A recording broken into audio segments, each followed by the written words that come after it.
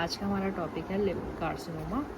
ठीक है, lip carcinoma का मीनिंग जान लेते हैं। कार्सिनोमा का मतलब है malignant tumour that arises from the epithelial lining. ठीक है, लिप साइड पता चली गई है, malignant tumour that is present in the lip.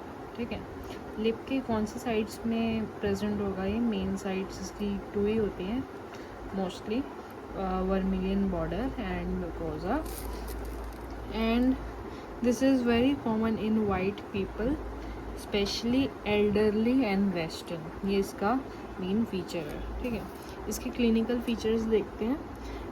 Elderly mails में होता है 90% केसेस एल्डरली मेल्स के होते हैं, वाइट मेल्स। ठीक है, वेस्टर्न के। और हमें पता कैसे चलता है कि लिप कार्सिनोमा है? मैलिग्नेंट है, हमें ये तो पता है। तो मैलिग्नेंसी होती है तो नॉन हीलिंग अल्सर होता है। ठीक है, फॉर मोर देन 3 months।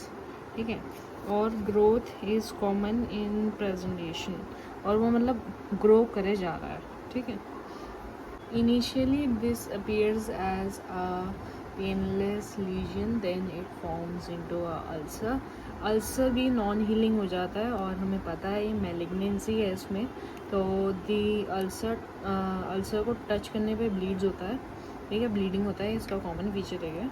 ठीक है, तो अल्सर के जो एजेस होते हैं, एजेस आर इवर्टेड।